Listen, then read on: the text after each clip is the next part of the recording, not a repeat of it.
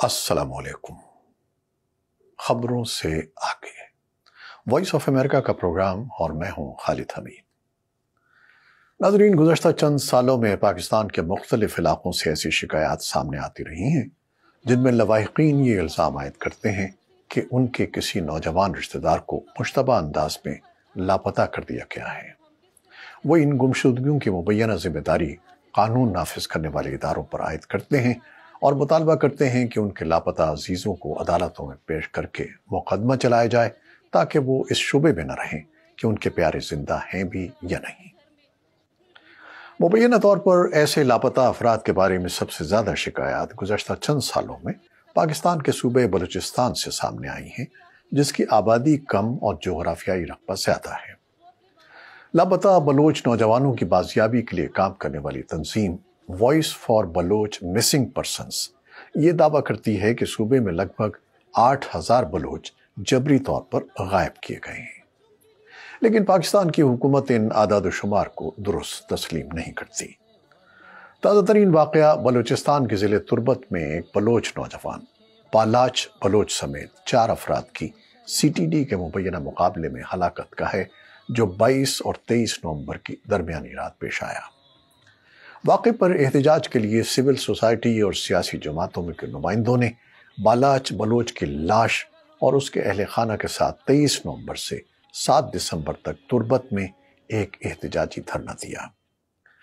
Voice of America نے واقعے کی تفصیلات جاننے کے لیے بالاچ بلوچ کے اہل خانہ سے رابطہ کیا تو بالاچ کے بڑے بھائی اجمل نے بتایا کہ 29 اکتوبر کو رات 1 بجے سیاہ کپڑوں میں ملبوس 20 سے 25 مسلح افراد دیوار کود کر ان کے گھر میں داخل ہوئے، کمرے کا دروازہ توڑا اور بالاچ کو ساتھ لے گئے۔ اجمل کہتے ہیں کہ 1 ماہ تک غائب رہنے کے بعد بالاچ کی گرفتاری اس وقت ظاہر کی گئی جب 20 نومبر کو CTD نے 5 کلو دھماکہ خیز مواد رکھنے کے الزام میں ان کے بھائی کو ایک FIR میں نامزد کر دیا۔ ان کے گھر والوں کو اس گرفتاری کی اطلاع ایک نامعلوم نمبر سے آنے والے فون کے ذریعے دی گئی۔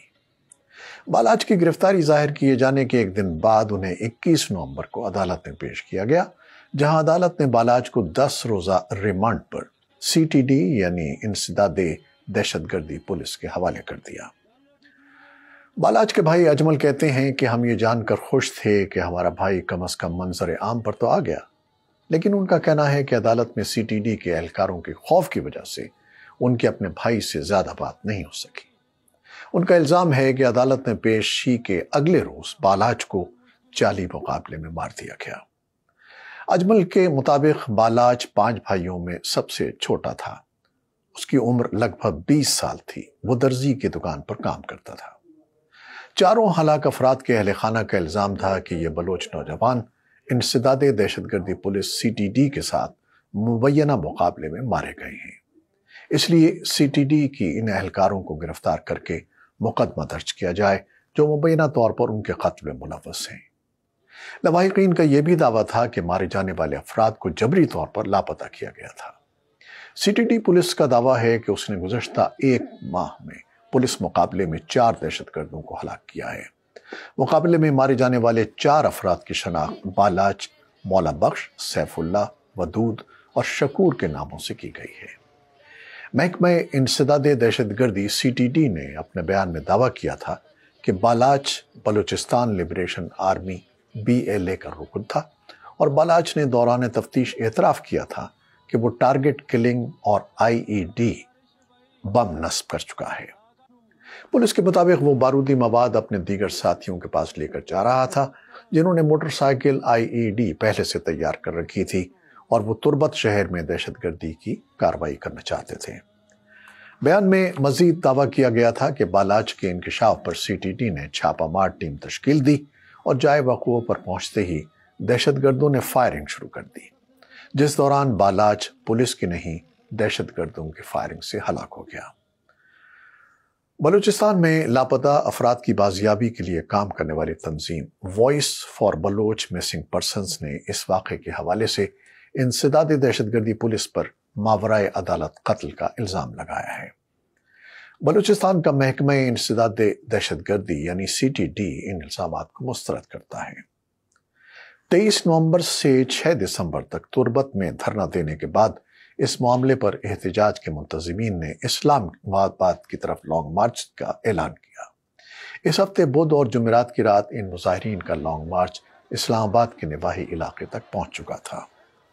मार्च की क़यादत करने वाली माहरंग बलोच, जो बोलान मेडिकल कॉलेज से MBBS कर चुकी हैं और जिनका इल्ज़ाम है कि उनके वालिद अब्दुल गफ्फार लांगो को सन 2009 में मुबैना तौर पर लापता करके कत्ल कर दिया गया था, अपने लॉन्ग मार्च के इस्लामाबाद पहुंचने को एक कामयाबी करार देती हैं। एमनेस्टी इंटरनेशनल जनूबी एशिया ने सोशल मीडिया प्लेटफॉर्म X पर एक बयान में पाकिस्तान की हुकूमत से बलोच यकजहती मार्च के शुरका के खिलाफ कार्रवाइयां बंद करने और हिरासत में लिए गए अफराद को रिहा करने का मुतालबा किया। यूरोपीय यूनियन की रवामाही सामने आने वाली GSP+ रिपोर्ट में पाकिस्तान में बढ़ते हुए जबरी गुमशुदगियों के केसेस पर तशवीश का इजहार किया गया। बलूचिस्तान नेशनल पार्टी BNP की रहनुमा और साबिका रुकने असम्बली शकीला नवीद देवार ने हमारे नुमाइंदे से बात करते हुए सवाल उठाया कि जब एक बच्चा अपनी माँ के साथ सड़कों पर वालिद की बाजियाबी के लिए जद्दोजहद करते हुए बड़ा होगा तो उसके दिल में रियासत के लिए मोहब्बत कैसे होगी। नाज़रीन, हमें बताइए कि आप इस मामले की संगीनी से कितना वाकिफ़ हैं और इस मसले को हल करने के लिए पाकिस्तान के अरबाब इख्तियार और इंसानी हुकूक की तंजीमों को क्या रास्ता इख्तियार करना चाहिए। हमें आपकी राय का इंतज़ार रहेगा। खालिद हमीद को इजाज़त दीजिए। अल्लाह हाफिज़।